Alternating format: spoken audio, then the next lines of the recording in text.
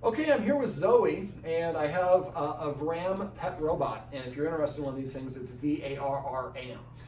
Basically, this is a robot that can actually move around the room, but she's really scared with it. What we can also have it do is do this.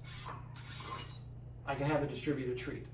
So I'm going to use the principle of counter conditioning to teach Zooey not to react. Now she reacts to, Layla, sorry, not Zooey. Layla's behind the camera. She's the one filming. No, I'm just kidding. Basically what happens is they both are reactive to dogs, but she also, and I'm going to show you here in a second, she doesn't like people moving around because she thinks she's in charge. So I'll kind of show you right here. I'm going to move around a little bit. She's probably going to attack at my legs. Of course, she won't do it now when we're filming. Right there. So that's her way of saying, I disagree with you moving. So, and right now she's a little bit distracted by this thing. We just introduced this and we spent some time distributing the treats out of it. You can do the same sort of thing with this in other mediums. So we might want to have somebody holding a treat or giving the dog a treat when I do the movement. So what I'm going to do now is I'm going to deliver a treat.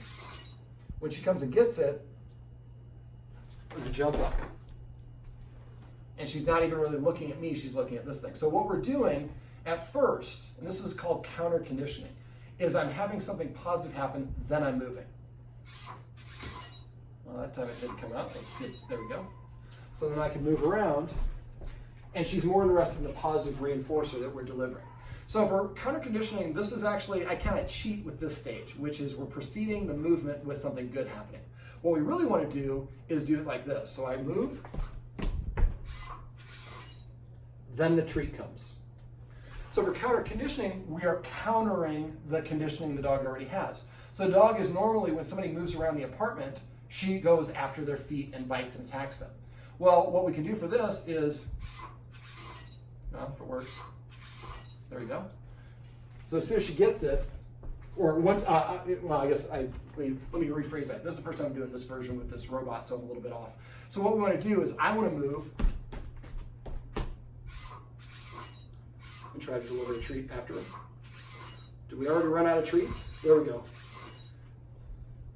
So the idea for counter conditioning is we want to have the person move first, then the dog gets a treat.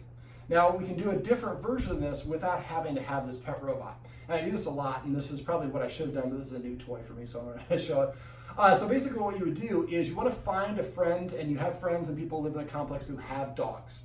The idea for counter conditioning is the dog has to be non-reactive. When they're reactive, they're barking, they're lunging, they're growling, they're basically hysterical, they're not going to listen to anything. So the way that I find out is what the distance is, how close can I get my dog while it stays seated and I can give it a treat. If it won't take the treat or it won't sit down, you're too close, it's close to its breaking point. So what you want to do is you want to find as close as you can get your dog to the other dog where it will sit and take the treat. That's demand barking. That's a whole different thing that we talked about, other stuff off camera that will take care of that. So basically what we want to do is, and have you ever done any clicker training with her? Mm-mm. You need to prime the clicker. Just Google priming the clicker if you're watching this and you haven't ever done that. You want to prime the clicker first. So basically what you would do is the dog would look at the other dog and then I would click. The click is to indicate the dog just did what I want. So at this point, I'm just looking at the other dog.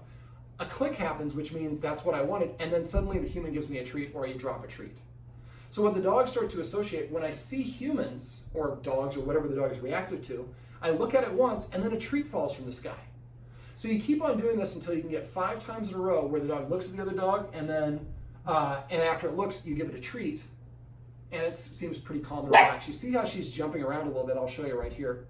See how quick twitch that is? That's because she has cortisol, the stress hormone, in her blood. It's a physical manifestation as well as psychological. So basically what you want to do is you find this arrangement and do it in your courtyard when there's nobody else around, or a baseball diamond or someplace. We're in Brentwood, so it's kind of hard to find a place where there's nobody here, but you can even do it inside. Inside's gonna be a little bit harder though because you have the distractions of being outside. So the idea is you set up the scenario, and let's say we're at 25 feet. So she looks at the other dog at 25 feet, and you click as soon as she looks, and then she looks at you, and you give her a treat. And you do that when you get 5 times in a row, when you pretty much she just looks at the other dog and looks right at you right away, she's not targeting the other dog. And we're rewarding her for looking away as opposed to attacking or lunging at the other dog. Then let's say this is 25 feet. When we get 5 times in a row, then we take 1 step forward and practice the whole thing again at 24 feet. Then we have 5 of those, 23, 22, 21. When you get to, let's say you get to 20 and she won't sit down barely or she won't take the treat, You're close to her breaking point. The whole point for this exercise, she cannot react at all in terms of lunging or barking. A little bit of growl is technically okay, but we really want her to be completely positive. We want this to be a positive experience. Seeing another dog means I get tasty treats. So let's say we get to 20 feet before she won't sit down. Back up to 21 feet, get a couple practices in, good ones, and then call it a day. Next time, recreate the situation. This time we start at maybe 21 feet, go to 20, 19, before she won't sit down again. You'll gradually collapse that distance until she can be this close to the other dog. She looks at the other dog and is looking away from the dog automatically, because looking at the dog means I get a treat. So instead of lunging at the dog, I'm feeling good about it. We talked off camera about creating a healthy leader-follower dynamic. I think part of the reason she acts this way, she doesn't have any rules or structure, and so she thinks she's in charge of protecting her humans, and she's stressed out because her humans don't listen to her. Trying to reward a crash there.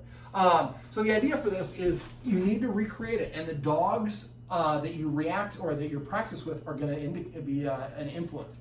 So if you have a dog that's like really mellow and cooperative, she'll probably be able to collapse that distance really quickly. You get like a border collie or Weimaraner that's barking and lunging, you might have to have a lot more distance.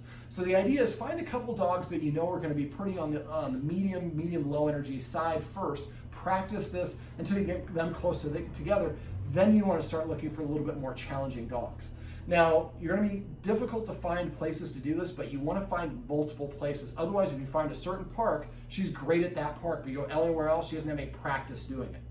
Now, I'm also going to show the Guardians a focus exercise, but a lot of times what we do is we use that clicker now, and we're on a walk, we have the clicker, and as soon as you see another dog, your dog sees it, but it's far enough away, it sees it, and Layla looks up at you, you click, and when it looks at looks at the other dog, you click, and then a treat comes down from the sky.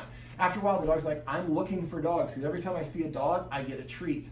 Right now, she thinks every time I see a dog, they're about to take advantage of my humans, I have to bark and lunge at them. So we're counter-conditioning the behavior through positive reinforcement. Well, let's see one more treat to Layla. This is Layla. This is a Varram pet robot. Actually, we'll have the Varram do a little something here. So this thing will zoom around the room for you. It's a pretty cool product. But these are some tips and tricks that you can use if you have a dog that's reactive to other dogs, people, or stimulus.